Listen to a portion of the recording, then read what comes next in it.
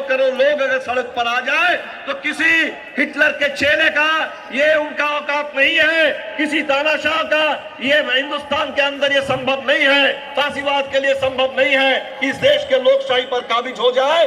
लोकशाही की अवश्य ही जीत होगी और इस देश में संविधान जिंदा रहेगा। बहुत बहुत शुक्रिया आप सभी साथियों का। इनकलाब जिंदाबाद। चलो अब मैं इसी कड़ी में आरजेडी के मेंबर ऑफ पार्लियामेंट परम आदरणीय मनोज झा साहब से अनुरोध कर रहा हूं कि वो आए और हम लोगों को संबोधित करें। आदरणीय मनोज झा साहब। शुक्रिया लवली जी।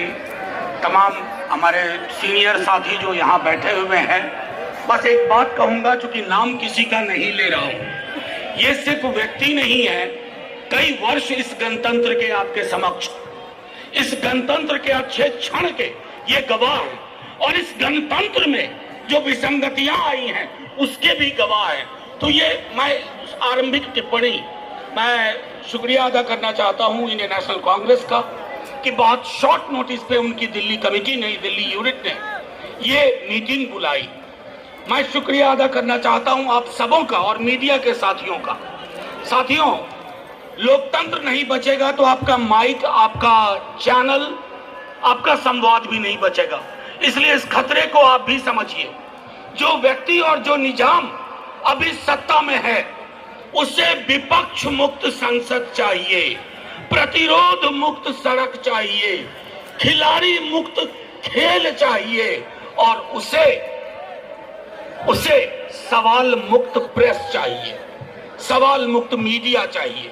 तो ये लड़ाई सिर्फ हम निलंबित सांसदों की नहीं है। हमारे प्रधानमंत्री जी विदेश जाते हैं, अक्सर जाते हैं, तो वहां सीना ठोक के कहते हैं कि मैं लोकतंत्र की जननी वाले देश से आया हूं। 150 सांसदों का निलंबन।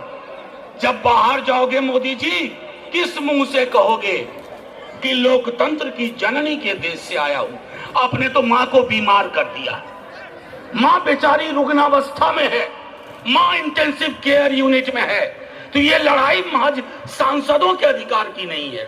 वो इमारत जिसे संसद कहते हैं, 800 लोग बैठते हैं, वो देश का प्रतिनिधित्व करते हैं। कश्मीर से कन्याकुमारी, मदुरई से मध्य प्रदेश, अगर उसकी सुरक्षा में चूक है तो ये राष्ट्रीय सुरक्षा का मसला है।